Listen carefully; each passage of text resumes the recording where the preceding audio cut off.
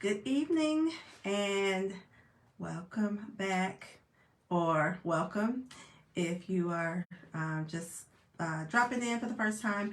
Anyway, I'm Dr. Melissa Green. I'm a licensed clinical psychologist and a registered yoga teacher.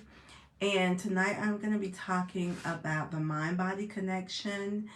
And before I start the talk, I just want to remind you that you can grab my free relaxation relaxation guide that has a lot of exercises in it that you can do to help to manage stress. There's information about stress and worry and anxiety and ways to help you understand a little bit more about how those things impact you or can impact you.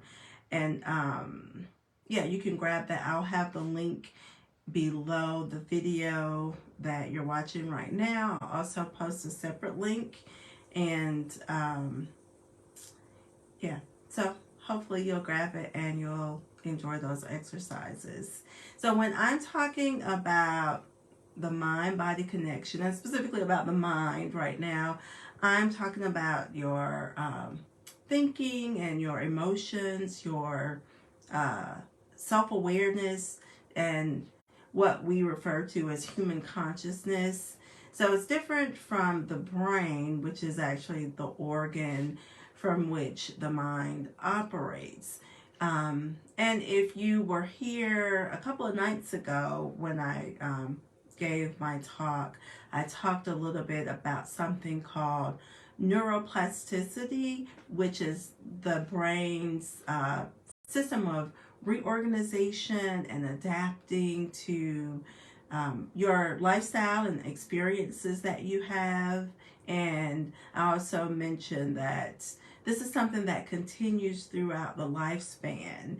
So there was a time when people thought that there was a certain point where you weren't making more neural connections and the brain was not continuing to develop in that way. But now we know through some of the neuroscience that's out now that that process does continue throughout your life. And certain connections, neural connections, are strengthened when we have experiences over and over again, the same experiences or similar experiences, or if we have experiences that are really highly emotionally charged. And I'm thinking specifically about things that may be interpreted as being traumatic. Also, when we have positive emotions as well, those are highly charged also. But usually, for the sake of survival, those things that that result in a high level of emotion or emotional reaction are those things that strengthen neural connections even more, because it's a cue to your nervous system that, hey, this is the potential to be something dangerous or threatening. And so it's something that is remembered vividly in your nervous system. Okay. Now, our thoughts and emotions and our behaviors and experiences, can affect the brain, and you can also impact your brain's neuroplasticity through things like diet and exercise and focused attention, and by doing mindful meditations like I mentioned the other day. Actually, at the end of my video on, I guess that was Monday, 2 days ago, I did a short mindful meditation, really focusing on the breath. So if you want to try that, you can go back and watch that video. It's still on my page. It's very simple. A lot of times people think, if I'm practicing mindfulness or doing a meditation, I have to sit and be still for 30 minutes, an hour, That's not necessarily the case. You can do it in a matter of a few minutes, and it might be good to start with shorter periods so that you don't become frustrated so easily and build up the time that you spend doing the meditation. So if you want to try one, a guided meditation that I walked people through, you can go to my other video from 2 nights ago and check that out. So when you experience something new or something that you have not experienced in a while, you have a stress reaction, and usually you'll have some type of physiological reaction to that experience, or it can be an experience, or it can be a person, something new, or something again that you haven't experienced in a while. So you might notice things like your heart is beating fast, or muscle tension, or headaches, or stomach aches, or all types of physiological reactions to that experience that you're having. And that's because you are going through an appraisal system. And when you go through that appraisal system, you categorize that thing that you're encountering. And typically we will decide, is this something that is a challenge or is it a threat? And if you deem that thing that you're encountering to be a challenge, those physical reactions usually are short-lived, because you will do whatever it is that you need to do in order to address that challenge. Now, if you deem that thing to be a threat, the thing that you're encountering, then that means that you don't feel like you have adequate resources to be able to address it. And in that case, you might actually start to notice an increase in those physical reactions, the stomach ache or headache or muscle tension. Those things can be different for different people. This process is a process that is there. It's in place for our survival, right? So our body is cueing us to let us know that there's something that we need to bring our attention to. Now, in short periods, as I mentioned, that stress reaction and those hormones that are released can be helpful, but in longer periods, if you continue to encounter things that you feel like, oh, I don't have the resources to address this, then we consider that to be chronic stress. And over long periods of time, if you're experiencing those stress reactions, it can have a harmful effect on you. And so you may have heard people talk about the fight or flight system, and this is what I'm referring to.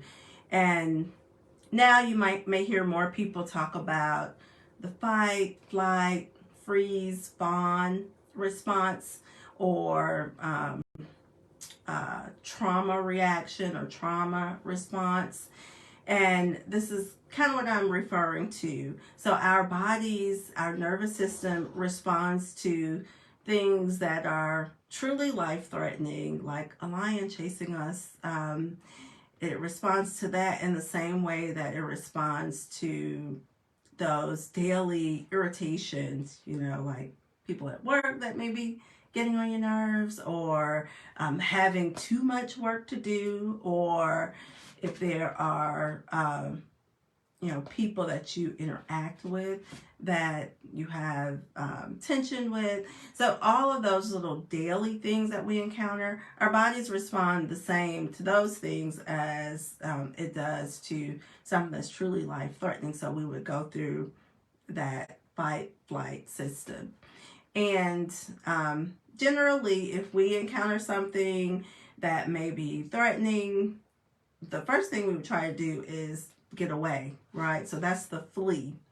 If you can't get away, then you think you have a chance of survival, then you will probably try to fight whatever the threat is.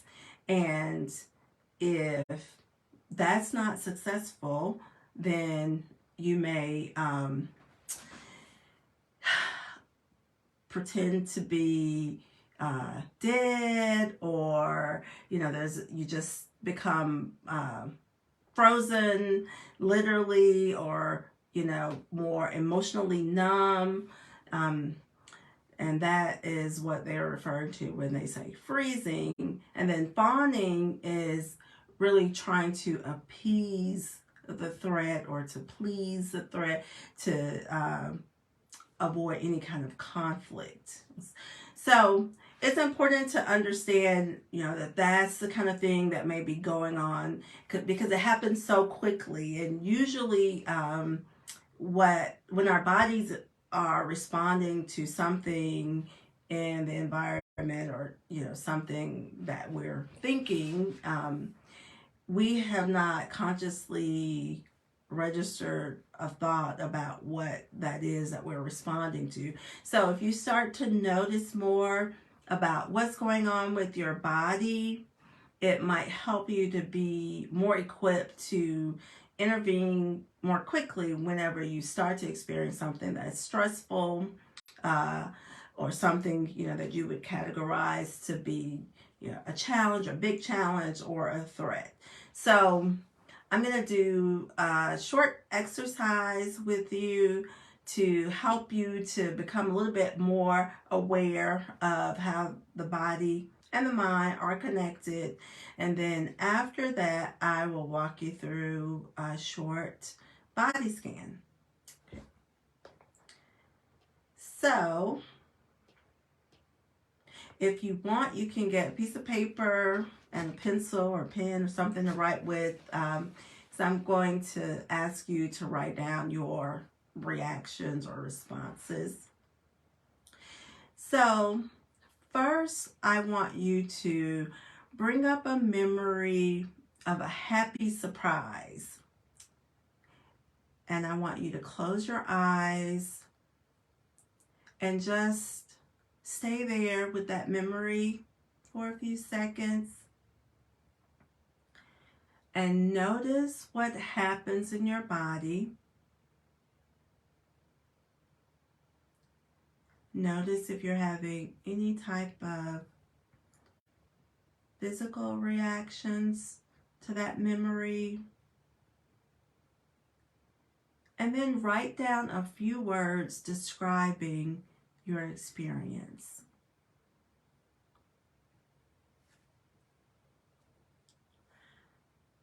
Okay, next, I want you to bring up a memory of something funny. And again, close your eyes and just linger there for a few seconds. Notice what's going on in your body. Notice if you're having any physical reactions, any muscle tension.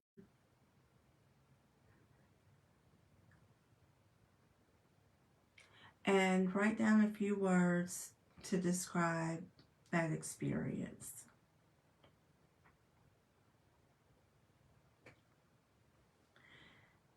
Next, I want you to bring up a memory of something that was disappointing to you. And again, we'll go through the same process. Bring up this memory of something that happened that was disappointing. Close your eyes and sit with that memory for a few seconds.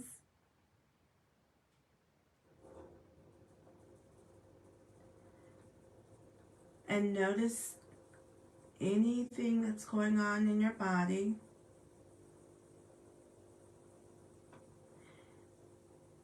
And now I want you to write down a few words describing that experience.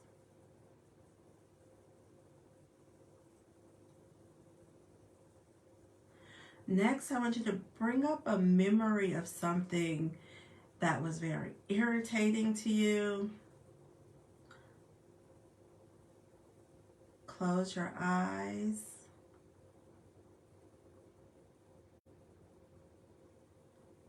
And notice anything that may be going on in your body. Now I want you to write down, same thing, a few words describing that experience. And then the last one I want you to do, bring up a memory of someone being kind to you. And once you have that memory, I want you to close your eyes and notice where or what you feel in your body, where you feel it.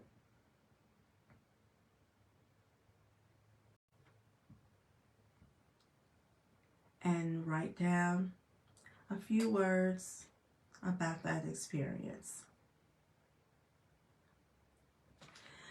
So we went through this exercise pretty quickly, but it is something that you can do just to help you to start to become more attuned to what you're feeling in your body as you have certain thoughts. And again, that awareness of what's going on with the body will help you to know when you can start to intervene and start doing relaxation exercises or things to try to keep you from escalating to feeling overwhelmed or even more stressed. So I'm going to close out with a short body scan.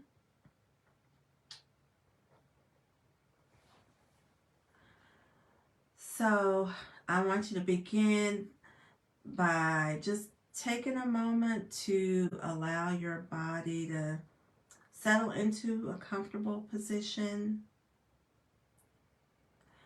And you can close your eyes, or if you want to keep them open and soften your gaze, you can do that.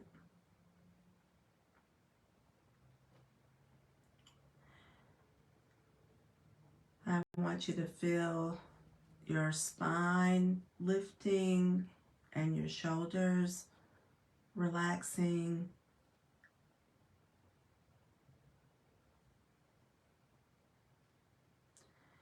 So as we go through this body scan, just think of it as a way of checking in with your body, because checking in with our bodies can help us to settle our minds.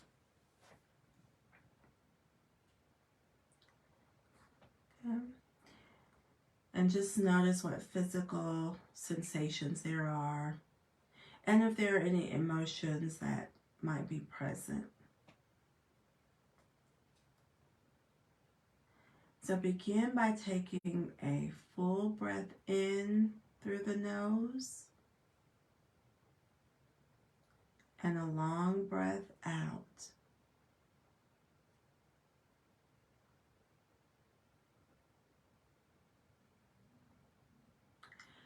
Now bringing your awareness to the top of your body, your head, and your face, neck, and your shoulders. Noticing any sensations, movements, any places where there may be tension.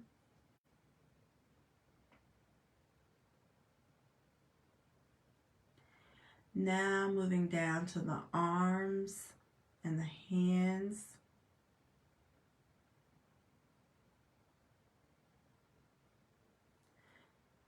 And then sensing the back of the body. Moving along to the front of the body.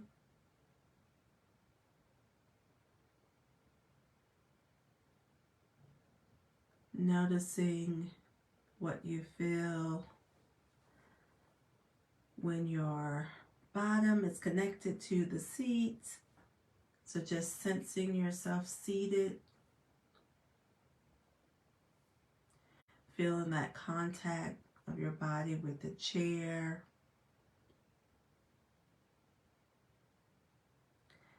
Now sensing your upper legs and thighs and lower legs and feet.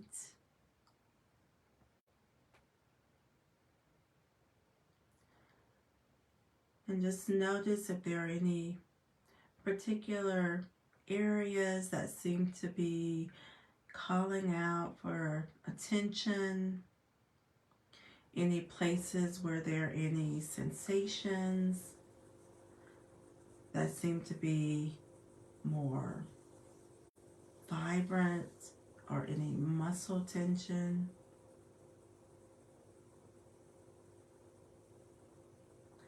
Also, notice if there are any places where there is a lack of sensation or very faint sensations.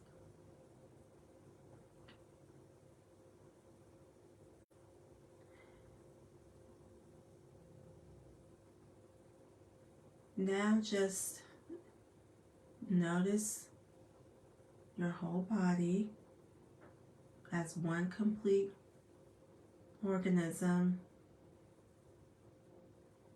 and notice if there's anything that stands out within your body.